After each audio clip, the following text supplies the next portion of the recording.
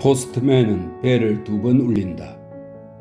제임스 케인 1934년. 이 작품은 모두 16개의 장으로 구성되어 있습니다. 1장. 정오 무렵 근처 트럭에서 쫓겨났다. 전날 밤 저 아래 국경 부근에서 신나게 놀고 트럭에 올라탔는데 덮개 밑에 들어가자마자 골아 떨어진 것이다. 티아후아나에서 3주를 보낸 뒤라 잠이 정말로 부족했다. 그래서인지 엔진을 식히려고 도로변에 차를 댈 때도 나는 여전히 잠들어 있었다. 그런데 내 발 한쪽이 비쭉 나온 것을 보고 그들이 나를 쫓아냈다. 나는 그들을 웃기려고 해봤지만 그저 냉담한 반응뿐이었고 농담 미천도 바닥났다. 그래도 그들에게 담배 한 개비를 얻었다. 나는 먹을 것을 찾아 도로를 걸어 내려갔다. 그때 바로 이 쌍둥이 떡갈나무 선술집을 우연히 발견했다. 캘리포니아에 수없이 널린 거저그런 도로변 샌드위치 식당이었다. 식당이 있고 그리고 그 위에 사람들이 사는 살림집, 나가면 한쪽에 주유소, 그리고 뒤쪽에 모텔이라고 불리는 대여섯 채의 오두막이 있었다. 나는 불쑥 안으로 들어가서는 도로 아래쪽을 살펴보기 시작했다. 그리스인 주인이 나타나자 나는 캐딜락을 탄 녀석이 들르지 않았는지 물었고 여기서 그와 점심을 같이 하기로 했다고 말했다. 오늘은 없었다고 그리스인이 말했다. 그는 테이블에 포크, 나이프 등을 내려놓으면서 무엇을 먹겠느냐고 물었다. 나는 오렌지 주스, 콘플레이크, 달걀 프라이와 베이컨, 엔칠라다. 이 엔칠라다는 고추로 양념한 멕시코 요리의 일종입니다. 엔칠라다, 핫케이크와 커피를 달라고 말했다. 그가 오렌지 주스와 콘플레이크를 금방 들고 나왔다. 잠깐 해둘 말이 있는데요. 그 녀석이 안 나타나더라도 나를 믿어줘야 합니다. 이건 내 친구가 내기로 했던 것이고 난 주머니가 비었거든요. 알았어. 마음껏 드시오. 주인은 내 속 사정을 눈치챈 듯 했다. 그래서 캐딜락 녀석에 관한 언급은 그만두었다. 나는 주인이 뭔가를 원한다는 걸 금세 알아차렸다. 여보, 뭐하나? 어떤 일을 해? 이것저것 왜요? 나이가 몇이신가? 24. 젊은이구먼. 그렇지. 마침 젊은 사람이 필요해. 가게에 말이야. 여기 참 좋네요. 공기 좋지. 로스앤젤레스 같은 매연은 없어. 매연이 전혀 없지. 좋아. 깨끗해. 언제나 좋고 깨끗해. 밤에는 정말 좋겠네요. 지금도 공기 냄새를 맡을 수 있을 정도예요. 잠도 잘 오지. 자동차 좀 알지? 수리도 하고. 물론이죠. 타고난 정비사거든요. 그는 이곳 공기에 관해서 그리고 가게를 산 뒤 자신이 얼마나 건강해졌는지 그리고 종업원이 왜 안 붙어 있으려는지 알 수 없다는 둥 얘기를 늘어놓았다. 이유를 짐작할 수 있었지만 그저 밥이나 먹었다. 여봐, 여기가 마음에 드는 것 같아? 그때쯤 마시던 커피를 내려놓고 주인이 준 시가에 불을 붙였다. 어떤 사정인지 말씀드리죠. 다른 한두 군데에서 일해보라는 제안을 받았거든요. 하지만 생각해 볼게요. 다 잘 될 게 확실해요. 그때 나는 그녀를 보았다. 그때까지 그녀는 뒤쪽 부엌에 있었는데 내 그릇을 치우러 들어온 것이다. 몸매를 제외하면 정말로 뇌색적인 미인은 아니었지만 셀쭉한 표정을 지녔고 뭉개버리고 싶을 만큼 입술이 툭 튀어나와 있었다. 집사람일세. 그녀는 나를 쳐다보지도 않았다. 나는 그리스를 향해 고개를 끄덕이고 시가를 조금 흔들어 댔는데 그게 전부였다. 여자가 접시를 들고 나갔는데 그와 나로 보자면 그녀는 왔다 간 것 같지도 않았다. 그런 뒤 나는 자리를 떴다가 5분 뒤에 캐딜락 녀석에게 메시지를 남긴다며 돌아왔다. 그 일자리를 넣는데 30분이 걸렸고 어느새 나는 주유소에서 바람 빠진 타이어를 고치고 있었다. 여봐, 이름이 뭐야? 프랭크 체인버스요. 난 닉 파파다키스. 우리는 악수했고 그는 가버렸다. 1분 뒤 그의 노래소리가 들렸다. 썩 괜찮은 목소리였다. 주유소에서는 부엌이 꽤 잘 보였다. 2장. 3시쯤 차 앞유리 통풍구에 누군가가 붙여놓은 스티커 때문에 아주 열받은 녀석이 들어왔다. 김을 씌어 떼어내기 위해 통풍구를 들고 부엌에 들어가야 했다. 엔칠라다인가요? 당신들 요리법을 제대로 알고 있더군요. 당신들이라니 무슨 뜻이죠? 왜요? 당신과 파파다키스 씨, 당신과 닉 말이에요. 점심으로 먹었는데 꽤 맛이 있었어요. 아, 그래요? 흥급 좀 있어요. 이걸 붙잡아 두게요. 그런 뜻이 아니죠? 아니요, 진심이에요.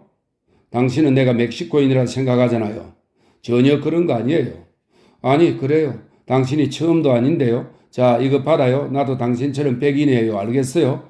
머리카락이 검어서 그렇게 보일지는 몰라도 나도 당신처럼 백인이라고요. 여기서 잘 지내고 싶으면 명심해요. 왜요? 당신은 멕시코인처럼 보이지 않아요. 내 말이 그 말이에요. 나도 당신처럼 백인이라고요? 그래요. 당신은 조금도 멕시코인처럼 보이지 않아요. 멕시코 여자들은 모두 엉덩이가 크고 다리가 굵고 턱 밑까지 젖가슴인데다가 피부와 머리카락이 노래서 베이컨 비계가 얹혀 있는 것 같아 보이죠. 당신은 그렇게 보이지 않아요. 아담하고 근사한 하얀 피부에 머리카락은 부드러운 곱슬이죠. 비록 검은색이지만 말이에요. 멕시코인처럼 보이는 게 하나 있다면 치아뿐이에요. 그들은 모두 이가 하얘니까 당신의 하얀 이를 그들에게 넘겨주면 돼요. 결혼 전에 내 성은 스미스였어요. 그건 아주 멕시코인처럼 들리지는 않죠. 그렇죠? 아주 그렇지는 않네요. 더구나 난 이 동네 출신도 아니에요. 아이오와 출신이죠. 이봐요, 스미스. 이름이 뭐죠? 코라. 원한다면 그렇게 불러도 좋아요. 거기 들어가서 내가 어떤 기회를 잡은 것인지 그제야 확실히 알았다. 그녀가 요리해야 했던 엔칠라다도 아니었고 그녀의 머리색이 검은색이라는 사실도 아니었다. 자신이 백인이 아니라고 느끼게 하는 저 그리슨과 결혼했다는 사실이었다. 그래서 그녀는 내가 파파다키스 부인이라고 부르려는 것조차 두려워했다. 알았어요, 코라. 그럼 날 프랭크라고 부르는 건 어때요? 코라가 다가와 내 일을 도와주기 시작했다. 아주 가까이에 있어서 그녀의 냄새를 맡을 수 있었다. 그녀의 귀 바로 가까이에 대고 속삭이듯 빠르게 내뱉었다. 그나저나 도대체 어떻게 저 그리슨과 결혼하게 된 거죠? 채찍으로 세게 맞은 것처럼 코라가 펄쩍 뛰었다. 그게 당신과 무슨 상관이죠? 상관 있죠, 많이. 동풍구 여기 있어요. 고마워요. 나는 밖으로 나왔다. 그리고 원하던 걸 얻었다. 그녀에게 정통으로 급소를 한 방 먹였는데 심하게 맞았기 때문에 앞을 트였다. 그건 앞으로도 계속 코라와 나 사이의 관심사가 될 것이었다. 그녀가 인정하지 않을지도 모르지만 적어도 나를 말리지는 않을 것이었다. 그녀는 내 의도를 알았고 내가 자신의 속마음을 안다는 사실도 알았다. 그날 밤 저녁 식사 시간 그리스인은 내게 감자튀김을 더 갖다 주지 않는다고 그녀에게 화를 냈다. 그는 내가 이곳을 마음에 들어해서 다른 일처럼 떠나지 않기를 바랐다. 이 사람에게 먹을 것을 좀 갖다 주지. 난로 위에 있잖아요. 직접 가져다 먹으면 안 되나요? 괜찮습니다. 아직 필요 없어요. 그는 계속시켰다. 생각이 있는 위인이라면 무언가 뒤에 있다는 걸 알아차렸을 것이다. 단언하건대 그녀는 사내가 직접 음식을 담게 내버려 둘 사람이 아니었기 때문이다. 하지만 그는 멍청했고 그래서 계속 걸거댔다. 우리는 부엌 식탁에 앉았는데 그가 한쪽에 그녀는 그 반대쪽에 그리고 나는 가운데에 있었다. 나는 코라를 보지 않았다. 하지만 그녀의 옷은 볼 수 있었다. 치과에서 일하든 빵집에서 일하든 누구나 입는 그런 하얀 간호사복 같은 옷이었다. 아침에는 깨끗했는데 지금은 주름이 약간 져서 구깃구깃했다. 그녀의 냄새를 맡을 수 있었다. 제 얘기를 알았어요. 그녀가 감자를 가지러 일어섰다. 그때 옷섭이 잠깐 벌어졌고 그래서 나는 그녀의 다리를 볼 수 있었다. 그녀가 감자를 갖다 주었을 때 나는 먹을 수가 없었다. 글쎄, 자, 보라니까요. 그 난리를 쳤는데 이제 그는 먹고 싶어 하지도 않네요. 알았어. 하지만 혹시 먹고 싶으면 더 먹을 수 있잖아. 배고프지 않아요. 점심을 푸짐하게 먹었거든요. 그는 대단한 승리를 한 것처럼 행동했다. 이제 그는 자신이 대단한 사람이라도 된 것처럼 그녀를 용서하기로 했다. 괜찮은 여자야. 내 작고 하얀 새, 내 작고 하얀 비둘기지. 그가 윙크를 하고는 2층으로 올라갔다. 코라와 나는 그곳에 앉아 한마디도 하지 않았다. 니익이 큰 술병과 기타를 들고 내려왔다. 술을 조금 따라주었는데 달짝지근한 그리스 와인이어서 속이 너글거렸다. 그가 노래 부르기 시작했다. 테너 목소리였지만 라디오에서 흘러나오는 가냘픈 테너가 아니라 굵은 목소리의 테너였다.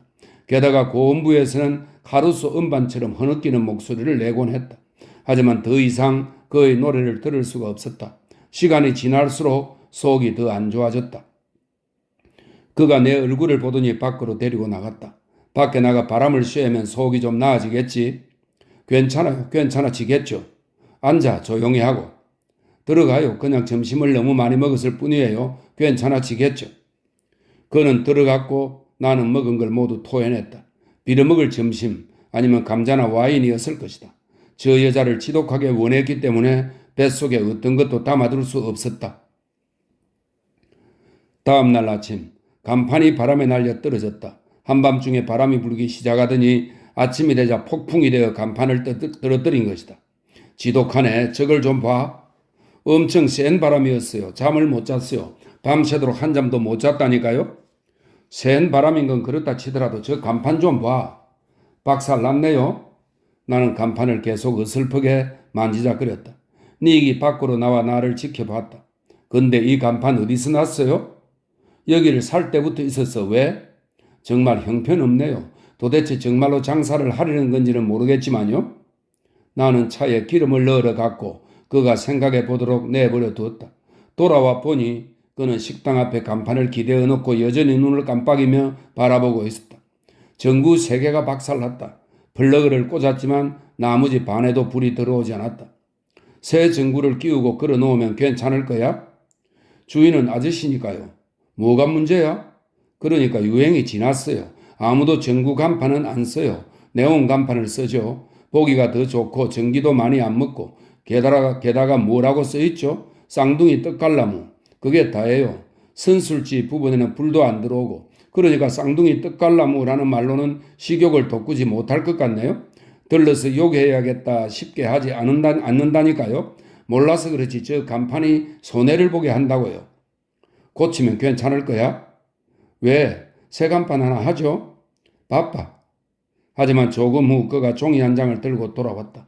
새로운 간판을 손수 그렸는데 빨간색, 하얀색과 푸른색 클레용까지로 색칠까지 했다. 쌍둥이 떡갈나무 선술지, 그리고 식사, 바비큐, 깨끗한 화장실에다 주인 N 파파다키스라고 적혀 있었다. 멋진데요? 사람들이 깜짝 놀라겠네요. 내가 철자법에 맞게 단어를 고쳤고 그는 글자에 소용돌이 장식체를 더 추가했다. 닉, 옛날 간판은 포기해버리죠? 오늘 시내에 가서 새 간판을 이렇게 맞추는 게 어때요? 멋지네요. 내 말 믿으라니까요. 게다가 이건 중요해요. 간판이 좋아야 가게도 좋아 보이죠. 안 그래요? 좋았어. 맙소사. 주문하러 가겠어? 로스앤젤레스에서 30km 정도밖에 안 떨어져 있지만 그는 마치 파리에 가는 것처럼 차려입고 점심 식사 바로 뒤에 떠났다. 그가 가버리고 나자 나는 현관문을 잠갔다. 어떤 녀석이 남겨둔 접시 하나를 집어들고 뒤쪽 부엌으로 갔다. 코라가 거기 있었다. 저기 밖에 있던 접시예요. 아, 고마워요. 나는 접시를 내려놨다. 포크가 탬버린처럼 찰렁챙글한거렸다. 가리던 참이었는데 요리를 시작해서 그러지 않는 게 좋겠다고 생각했어요. 나도 할 일이 많아요. 속은 좀 나아졌어요? 괜찮아요. 가끔 그저 아주 사소한 것 때문에 그렇게 돼요. 물을 갈아 먹는다거나 뭐 그런 것 때문이죠. 아마 점심을 너무 많이 먹었기 때문일 거예요. 무슨 소리죠? 누군가 현관에서 문을 들거덕거렸다. 누군가 들어오려는 것 같네요. 문이 잠겼어요, 프랭크? 내가 잠갔나 봐요. 그녀가 나를 쳐다봤고 얼굴이 창백해졌다. 그녀가 여닫이 문으로 가서 밖을 내다보았다. 그런 다음 식당에 들어갔다가 곧 돌아왔다. 사람들이 가버렸어요. 내가 왜 잠갔는지 모르겠네. 열어놓는 걸 잊어버렸네. 그녀가 다시 식당 쪽으로 가려 했지만 내가 막았다. 그냥 잠긴 채로 놔둡시다. 문이 잠겨 있으면 아무도 들어올 수 없어요. 요리할 게 좀 있고 이 접시도 닦아 놓아야 하고. 그녀를 품에 안고 그녀의 입술에 내 입술을 뭉갰다. 날 깨물어 줘. 그녀를 깨물었다.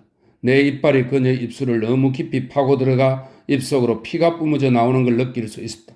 그녀를 안고 2층으로 올라갈 때 피가 그녀의 목덜미를 타고 흘러내렸다. 3장. 그런 뒤 이틀 동안 죽어 지냈지만 그리스인이 화를 내는 바람에 나는 적당히 넘어갈 수 있었다. 내가 식당에서 부엌으로 이어지는 여닫이 문을 고치지 않는다고 그가 화를 냈던 것이다. 코라는 여닫이 문이 뒤로 흔들리다 자신의 입을 쳤다고 그에게 말했다. 그에게 무언가 핑계를 대야 했다. 내가 깨물었던 부분이 온통 부어오른 것이다. 그래서 그는 내가 고치지 않았으니 내 잘못이라고 말했다. 나는 문 스프링을 늘려 더 느슨하게 해놓았다. 하지만 닉이 화가 난 진짜 이유는 간판 때문이었다. 새 간판에 푹 빠진 그는 그 아이디어가 자신의 것이 아니라 내 아이디어라고 내가 말할까봐 두려워했다. 정말로 대단한 간판이라서 그날 오후까지 만들어낼 수가 없었다. 사흘이나 걸렸다. 완성된 간판은 내가 시내에 가서 가져와 달았다. 그가 종이에 그렸던 게 전부 다 그 위에 있었고 게다가 다른 게 한두 가지 더 있었다. 그건 그리스 국가와 성족이 악수하는 손 그리고 고객 만족 보장이었다. 모두 빨간색, 하얀색과 푸른색 네온사인 글자였다. 어두워질 때까지 기다렸다가 간판을 켰다. 내가 스위치를 올리자 크리스마스 트리처럼 불이 들어왔다. 와, 내 평생 수많은 간판을 봤지만 저런 건 처음이에요. 인정해 줘야겠는데요, 닉. 이런 우리는 악수했다. 우리는 다시 친구가 됐다. 다음날 코라와 잠시 단둘이 있게 됐다. 내가 그녀의 다리를 주먹으로 얼마나 세게 쳤는지 하마터면 그녀를 넘어뜨릴 뻔했다. 어떻게 그런 짓을 할 수 있어? 그녀가 퓨마처럼 어르렁거렸다. 나는 그녀의 그런 면이 좋았다. 기분 어때, 코라? 형편없어. 나는 다시 그녀의 냄새를 맡기 시작했다. 어느 날 그리스는 위쪽 도로에서 어떤 녀석이 자기보다 기름을 싸게 판다는 소리를 들었다. 확인해 보려고 그가 바삐 차에 올랐다. 그가 운전해서 갈 때 나는 내 방에 있었는데 휙 돌아서 부엌으로 달려 내려갔다. 그녀가 이미 문에 서 있었다. 다가가서 입술을 바라보았다. 그동안 어떻게 됐는지 살펴볼 기회가 없었다. 부기는 다 빠졌지만 아래 위 입술에 작고 푸른 이빨 자국이 여전히 보였다. 나는 손가락으로 입술을 쓰다듬었다. 부드럽고 촉촉했다. 키스했지만 거칠게는 하지 않았다. 약하고 부드러운 키스였다. 전에는 결코 그런 생각을 해본 적이 없었다. 그리스인이 돌아올 때까지 코라는 1시간 정도 머물렀다. 우리는 아무 짓도 하지 않았다. 그저 침대에 누워 있었다. 그녀는 생각에 잠긴 듯 천장을 올려다보며 내 머리카락을 헝클어뜨렸다. 블루벨리 파이 좋아해? 잘 모르겠어. 그래, 그런 것 같아. 내가 좀 만들어 줄게. 조심해, 프랭크. 리프 스프링 부러뜨리겠네. 이 리프 스프링은 길이가 다른 쇠나 나무판을 몇 겹으로 겹쳐 만든 자동차의 완충 장치를 말합니다. 리프 스프링 부러뜨리겠어? 망할 놈의 리프 스프링. 우리는 도로변의 작은 유칼립투스 숲속으로 돌진해 들어갔다. 그리스인이 형편없다며 티본 스테이크를 도로 갖다 주라고 우리를 시장에 보냈는데 오는 도중 날이 어두워졌다. 차를 숲으로 처박듯 몰자 차체가 흔들거리며 튀어올랐다. 나무 사이에 차를 세웠다. 라이트를 끄기도 전에 그녀의 팔이 나를 감싸 안았다. 우리는 마음껏 즐겼다. 잠시 우리는 망연히 그곳에 앉아 있었다. 이런 식으로 계속할 수는 없어, 프랭크. 나도 그래. 난 견딜 수가 없어. 당신한테 푹 빠졌어, 프랭크. 내 말 무슨 뜻인지 알지? 완전히 반했어. 알아. 게다가 난 저 그리스인을 정오해. 왜 결혼했어? 나한테 말해준 적 없잖아. 당신에게 아무 말 해주지도 않았지. 이야기하면서 시간을 낭비하지는 않았지. 난 간이 식당에서 일했어. 로스앤젤레스 간이 식당에서 2년 보내고 나면 처음 금시계를 차고 나타난 남자를 선택하게 돼. 언제 아이오와를 떠났어? 3년 전에 미인대회에서 우승했지. 디모인에 있는 고등학교 미인대회에서 거기 살았거든. 부상이 할리우드 여행이었어. 내 사진을 찍어대는 15명의 사내 녀석을 거느리고 여왕처럼 떠났어. 그런데 2주 뒤 난 그 간이 식당에 있었어. 돌아가지는 않았어. 사람들이 신나게 입방아 찢도록 해주고 싶지 않았어. 영화에 출연했어. 스크린 테스트를 했어. 얼굴은 괜찮았어. 그런데 요즘은 말을 하잖아. 영화에서 말이야. 내가 말을 시작하니까 카메라 앞에서 말이야. 내가 어떤 애인지 알아차리더라고. 나도 그랬고. 아이오와 디모인의 싸구려 계집애에게는 딱 원숭이 정도만큼의 기회밖에 없었어. 아니, 원숭이보다 못하지. 어쨌든 원숭이는 웃길 수라도 있잖아. 내가 할 수 있는 역이라곤 역겨운 것 뿐이었어. 그런 다음에 2년 동안 사내 놈들이 내 다리를 꼬집고 TV랍시고 5센트 동전을 남겨놓고는 오늘 밤 파티 한 판 어때? 하고 물어봤어. 그런 파티에 몇 번 갔어, 프랭크. 그런 파티가 뭘 뜻하는지 알지? 알아. 그런 다음 그가 왔어. 그를 선택했고 그렇게 그가 나를 도와줬지. 그에게 눌러붙어 있을 작정이었어. 하지만 더 이상 견딜 수 없어. 맙소사, 내가 작고 하얀 새처럼 보여? 차라리 지독한 고양이처럼 보이는데? 잘 봤어. 그렇지. 그게 당신 매력이야. 당신이라면 항상 속일 필요가 없으니까. 게다가 당신은 깨끗해. 개기름이 흐르지 않아. 프랭크, 그게 뭘 뜻하는지 알기나 해? 당신은 개그름이 흐르지 않는다고. 짐작할 수는 있어. 그렇지 않을걸? 그게 여자에게 뭘 뜻하는지 남자는 알 수 없어. 개기름이 흐르는 누군가가 옆에 있으면 그가 건드릴 때마다 역겹고 구역질이 나지. 난 정말로 그렇게 지독한 고양이는 아니야, 프랭크. 그저 더 이상 견딜 수 없을 뿐이지. 당신 뭘 하려는 거야? 날 놀리는 거야? 아, 알았어. 그럼 난 지독한 고양이야. 하지만 내가 그렇게 나쁘다고는 생각하지 않아. 개기름이 흐르지 않는 사람하고라면 말이지. 코라, 나와 함께 달아나는 건 어때? 생각해 봤어. 많이 생각해 봤지. 저 그리스인을 버리고 날라버리자. 그냥 날라버리자. 어디로? 어디든지. 뭐하러 신경을 써? 어디든지 그게 어딘지 알아? 어디나. 우리가 선택하는 어디든지. 아니, 그렇지 않아. 그건 간이 식당이 될 거야. 지금 간이 식당에 대해 얘기하는 게 아니야. 길에 대해 얘기하는 거라고. 재미있어, 코라. 게다가 나보다 더 길을 잘 아는 사람은 없을걸? 난 길에서 벌어지는 온갖 일들에 대해 훤해. 게다가 어떻게 해야 하는지도 알아. 그게 우리가 원하는 게 아닌가? 그저 한 쌍의 방랑자가 되는 것. 우린 정말 방랑자잖아? 당신은 멋진 방랑자였어. 양말조차 없었으니.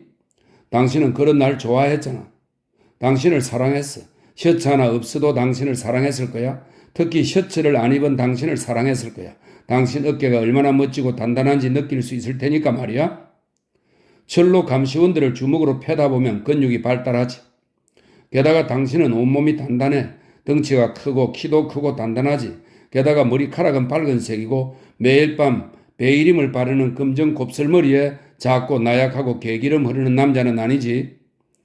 이 베이름은 월계수 잎을 럼주에 담가 만든 머리 화장수를 말합니다. 매일 밤 베이름을 바르는 검정 곱슬머리에 작고 나약하고 개기름 흐르는 남자는 아니지. 베이름에서 좋은 냄새가 나는 건 확실해. 하지만 그걸로는 안 돼, 프랭크. 그 길로 가면 결국 간이 식당에 이르게 될 거야. 간이 식당은 내 차지이고 당신도 비슷한 일자리겠지. 형편없는 주차장 일이나 하고. 당신은 작업복을 입겠지. 당신이 작업복 입은 모습을 보면 난 울 거야, 프랭크. 글쎄. 그녀는 내 손을 자신의 양손에 감아 쥐고 한참을 그대로 앉아 있었다. 프랭크, 날 사랑해? 그럼. 어떤 것도 문제가 안 될 만큼 그렇게 날 많이 사랑해? 그럼. 방법이 하나 있어. 당신이 정말로 지독한 고양이는 아니라고 말하지 않았던가? 그렇게 말했고 진심이었지. 난 당신이 생각하는 그런 사람은 아니야, 프랭크. 이래서 무언가 되고 싶고 그게 다야. 하지만 사랑이 없으면 그렇게 할 수 없지, 알겠어? 프랭크, 어쨌든 여자는 어쩔 수 없어. 글쎄, 내가 한 가지 실수를 했어? 그러니 그걸 바로잡기 위해서 단 한 번 지독한 고양이가 되어야만 해. 하지만 난 정말로 지독한 고양이는 아니야, 프랭크. 그런 짓 하면 교수형 당할 거야. 당신이 제대로 하면 그렇지 않아. 당신은 똑똑해, 프랭크. 난 절대로 당신을 조금도 속이지 않았어.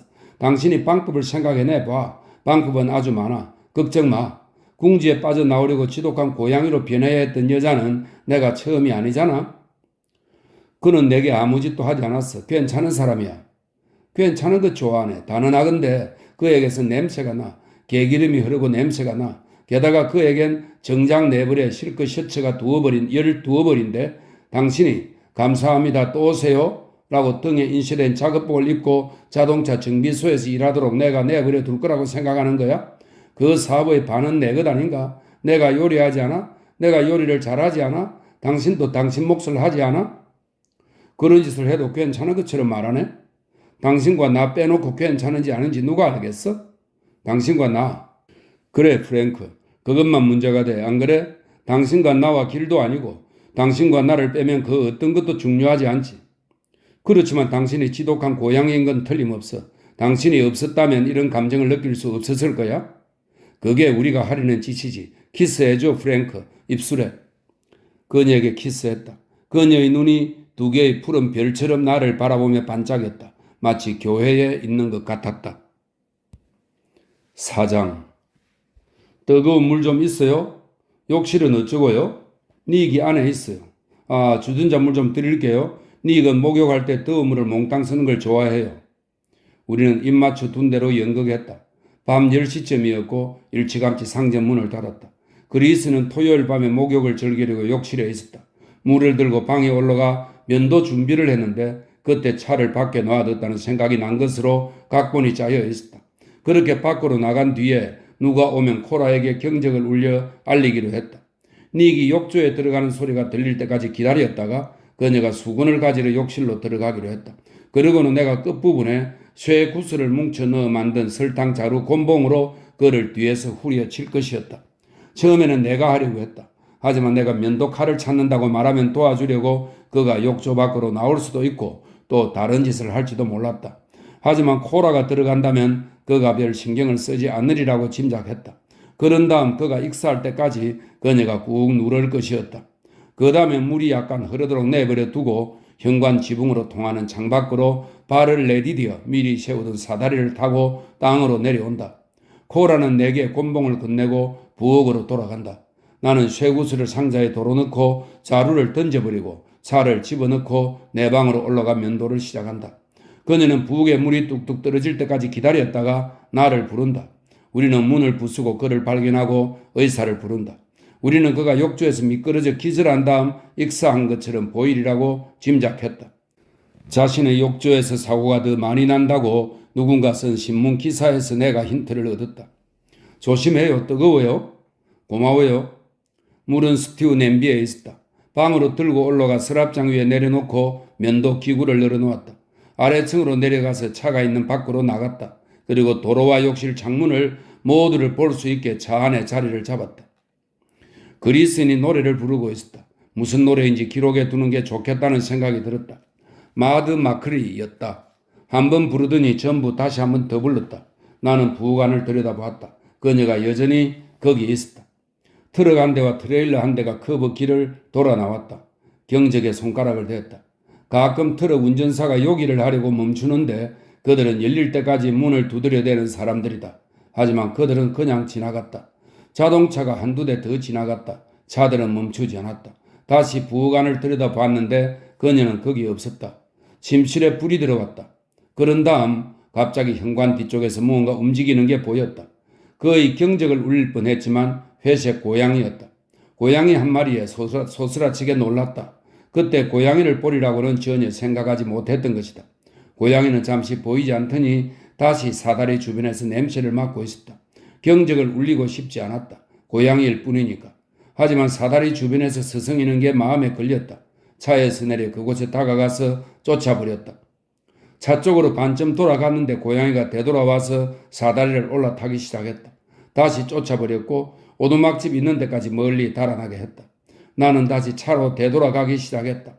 잠시 멈춰 서서 고양이가 되돌아오는지 살펴보았다.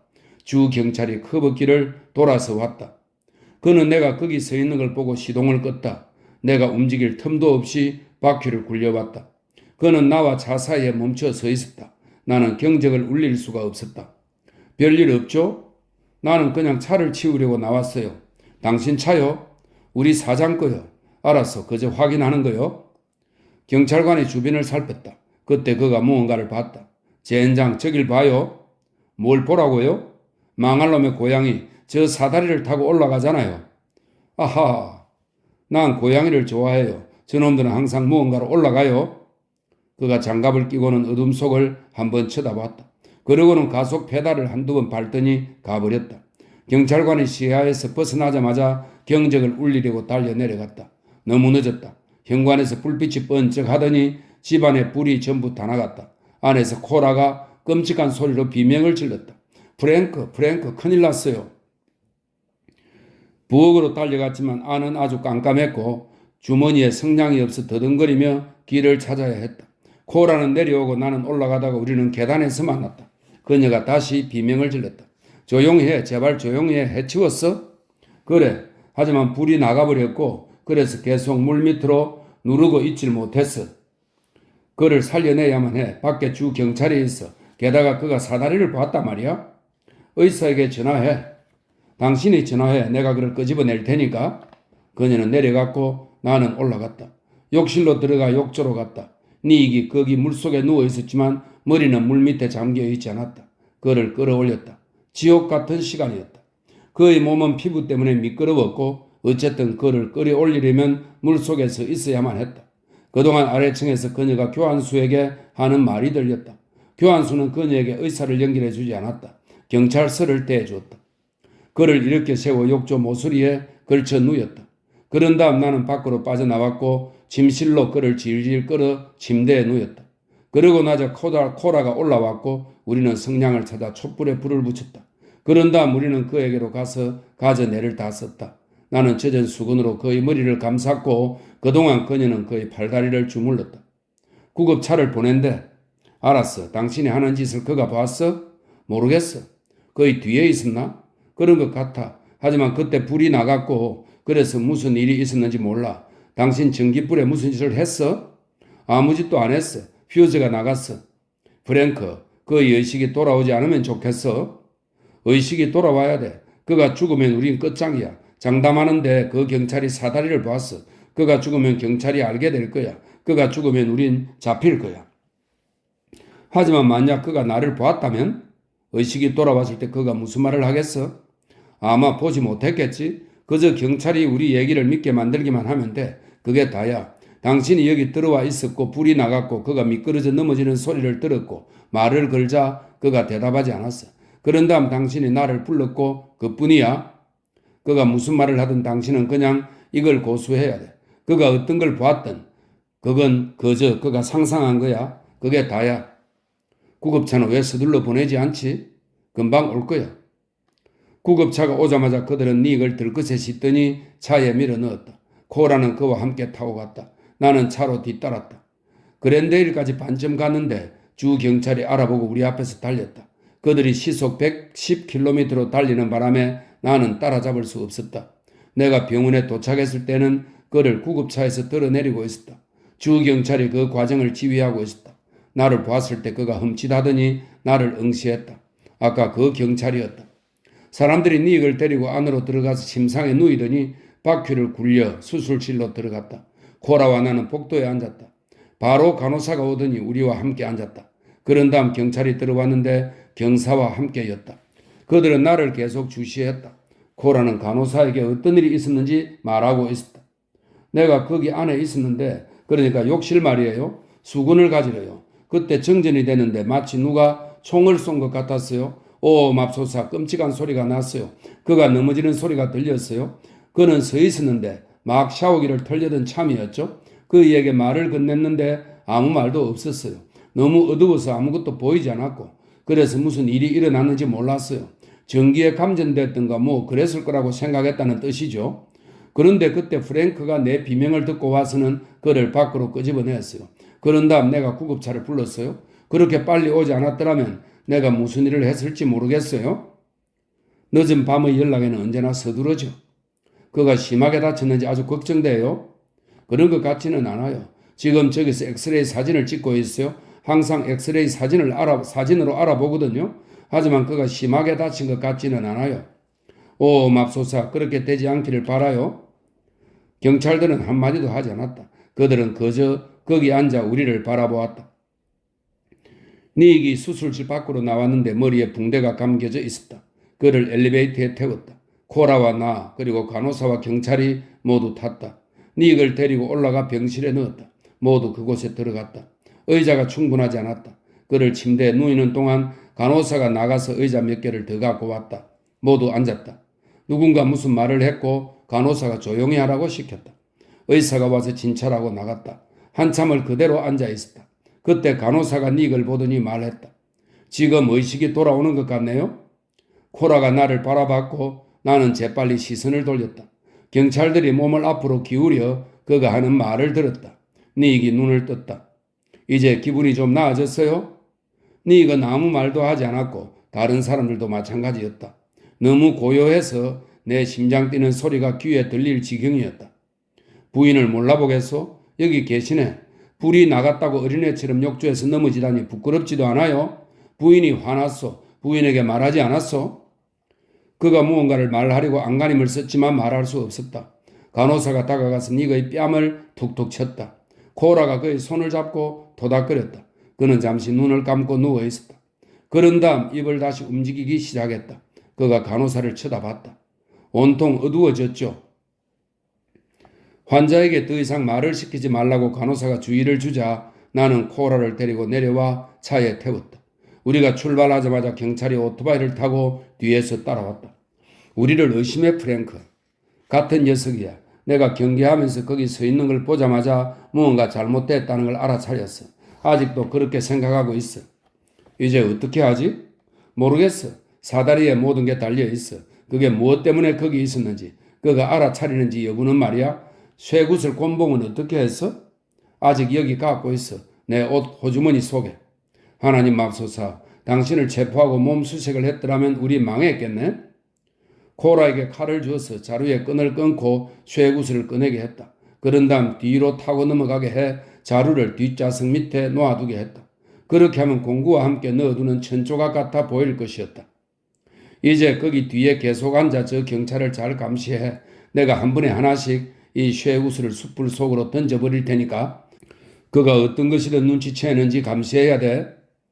코라가 감시했다.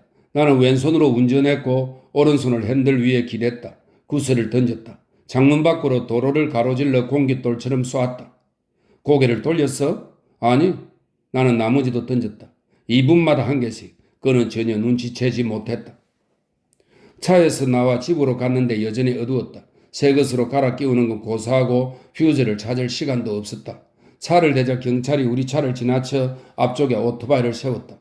두꺼비 집을 살펴봐야겠네요, 친구. 물론이죠. 나도 살펴볼게요. 우리 셋 모두 거기로 되돌아갔다.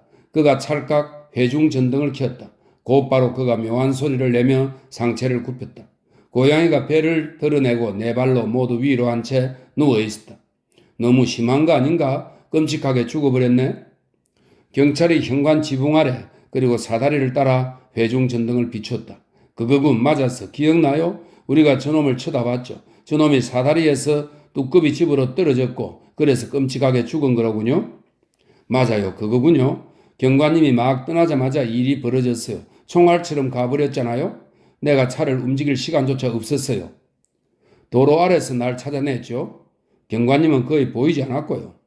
사다리에서 떨어져 바로 두꺼비 집으로 갔네요. 그러니까 그렇게 된 거군요. 저 불쌍하고 멍청한 녀석들은 전기에 대한 개념이 머릿속에 없으니까요. 그렇죠?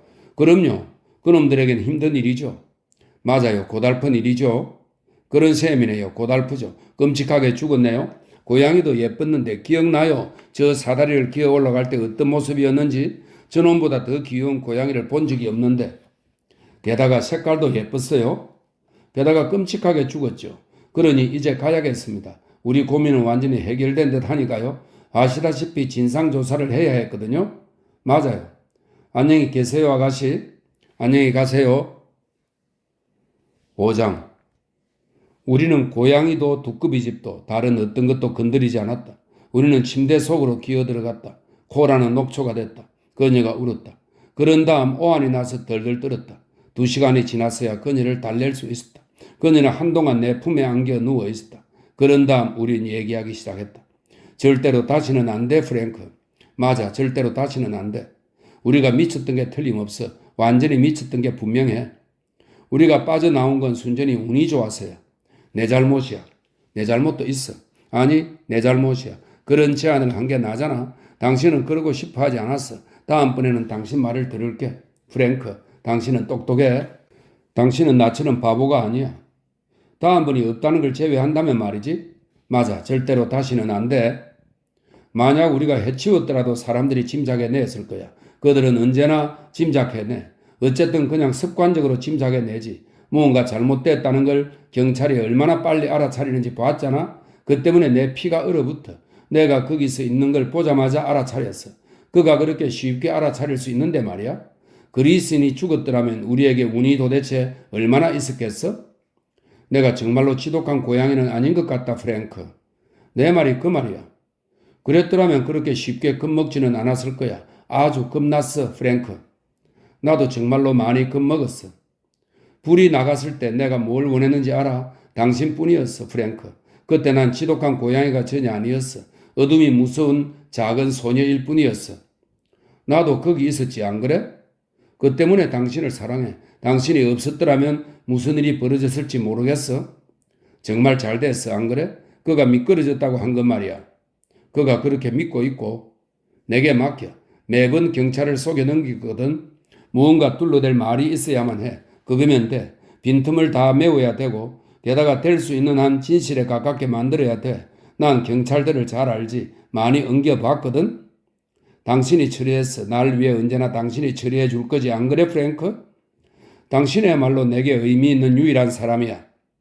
난 정말로 지독한 고양이가 되고 싶지는 않은 것 같아. 당신은 내 아기야. 그래, 당신의 멍청한 아기일 뿐이지. 맞아, 프랭크. 지금부터는 당신 말을 들을게. 당신이 머리를 써. 나는 일을 할게. 일할 수 있어, 프랭크. 게다가 난 일 잘해. 우린 잘 맞을 거야? 물론 그럴 거야. 이제 잘까? 제대로 잘 수 있을 거라고 생각해? 우리가 처음으로 같이 자는 거야, 프랭크. 좋아? 굉장해. 정말 굉장해. 잘 자라고 키스해 줘. 당신에게 잘 자라고 키스할 수 있다니 너무 좋아. 다음 날 아침 전화가 우리를 깨웠다. 그녀가 받았다. 그녀가 눈을 반짝거리면서 올라왔다. 프랭크, 짐작해봐. 뭐야? 두개골에 금이 갔대. 심하대? 아니, 하지만 입원해야 한대. 일주일쯤 있어야 하나 봐. 우리 오늘 밤에도 같이 잘 수 있어. 이리 와. 지금 말고 일어나야 해. 가게를 열어야지. 이리 와. 한 방 먹이기 전에. 바보같이. 행복한 일주일인 건 맞았다. 오후에 코라가 운전해서 병원에 가곤 했지만 나머지 시간에는 함께 있었다. 그에게도 휴가를 준 셈이었다. 가게를 계속 열었고 일거리를 찾았고 또 장사가 잘 됐다. 주일학교 학생 100명이 버스 세대를 타고 나타나 숲에서 먹을 음식들을 한 보따리 사간 일이 큰 도움이 되었다. 하지만 그렇지 않았더라도 일은 많았을 것이다. 금전 등록기로는 우리가 한 일을 눈치챌 수 없었다. 정말로 그랬다. 그러던 어느 날 혼자 시내에 가리는 코라를 따라 나섰다. 그녀가 병원에서 나오자 곧바로 해변으로 갔다.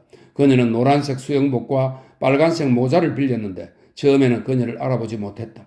어린 소녀 같아 보였다. 그녀가 얼마나 어린지 제대로 알게 된 건 그때가 처음이었다. 우리 모래사장에서 놀았다. 그런 다음 멀리 나가 큰 파도에 휩쓸렸다. 나는 머리로 파도를 느끼는 게 좋았고 그녀는 발로 느끼는 걸 좋아했다. 마주보고 누워서 물속에서 손을 잡았다. 나는 하늘을 올려다 봤다. 하늘만이 눈에 들어올 뿐이었다. 신에 대해 생각했다. 프랭크, 그가 내일 집에 와. 무슨 뜻인지 알지? 알아. 당신 대신 그와 자야 해. 그래야겠지? 그가 여기 왔을 때 우리가 사라져버리지 않는다면 말이지? 당신이 그렇게 말해주길 바랐어. 당신과 나와 길뿐이야, 코라. 당신과 나와 길뿐이지. 그저 한 쌍의 방랑자야. 그저 한 쌍의 집시지만 같이 있을 거야. 그래, 같이 있을 거야. 다음 날 아침 짐을 쌌다. 어쨌든 코라는 짐을 샀다. 나는 정장 한 벌을 샀었다. 옷을 걸쳐 입었는데 그걸로 준비가 끝난 것 같았다. 그녀는 모자 상자에 소지품을 넣었다. 그녀가 짐을 다 꾸리고는 모자 상자를 내게 건넸다. 차에 실어줄래? 차라니? 차를 타고 가는 거 아니야? 당신이 첫날 밤을 감옥에서 보내고 싶다면 몰라도 그건 안 돼. 한 남자의 아내를 훔치는 건 별일 아니지만 차를 훔치는 건 절도죄야? 아, 우리는 출발했다. 버스 정류소까지 3km가 넘어서 히치하이크를 해야 했다. 차가 지나갈 때마다 담배가게 인디언처럼 서서 손을 쑥 내밀었지만 아무도 멈추지 않았다. 남자 혼자라면 차를 얻어 탈 수 있을 것이다. 여자 혼자라도 가능하다. 물론 그 여자가 덥석 차에 올라탈 만큼 멍청하다면 말이다. 그러나 남녀가 함께라면 운이 좋지 않다. 20대 정도 지나간 후 코라가 포기했다. 우리는 4분의 1km쯤 와 있었다. 프랭크, 못하겠어. 왜 그래? 이것 때문에. 이것이 뭔데? 길. 미쳤군. 당신은 피곤해. 그것뿐이야. 이봐. 당신은 여기서 기다려. 시내까지 태워줄 사람을 구해볼게. 어쨌든 그렇게 해야 해. 그러고 나면 괜찮아질 거야. 아니, 그렇지 않아. 피곤하지 않아. 못하겠어. 그게 다야. 그것뿐이야. 나와 같이 있고 싶지 않아, 코라? 내가 그렇다는 거 당신도 알잖아. 당신도 알다시피 우린 돌아갈 수 없어. 예전처럼 다시 시작할 수는 없어. 당신도 잘 알잖아. 당신이 정신 차려야 돼. 말했지. 난 진짜 불황자는 아니었어, 프랭크. 집시 같은 기분도 안 들어. 아무런 느낌도 없고. 이런 데서 차를 태워달라고 구걸하다니 그저 창피해. 말했잖아. 도시까지 가는 차를 타게 될 거야. 그리고 그런 다음에 뭐지? 거기 있는 거지. 그런 다음 계속 가는 거야. 아니, 그렇지 않아. 호텔에서 하룻밤을 보내고 그 후엔 일자리를 찾기 시작하겠지. 초라한 곳에 살면서 말이야. 저긴 초라한 곳이 아니던가. 당신이 방금 떠났던 집 말이야? 그건 달라. 코라, 당신 놀림감이 돼도 좋아? 벌써 됐어. 프랭크, 난 갈 수 없어. 안녕. 잠깐 내 말 좀 들어봐. 안녕 프랭크, 난 돌아가. 코라가 모자 상자를 계속 끌어당겼다. 어쨌든 그녀의 마음을 돌리려고 나도 상자에 매달렸지만 그녀는 놓지 않았다. 그녀는 상자를 들고 돌아가기 시작했다. 출발할 때 귀여운 푸른색 정장에 푸른색 모자를 쓴 그녀가 멋져 보였다. 하지만 이제 그녀는 아주 지쳤고 신발은 더러웠고 우느라고 제대로 걷지도 못했다. 갑자기 나도 울고 있다는 사실을 깨달았다.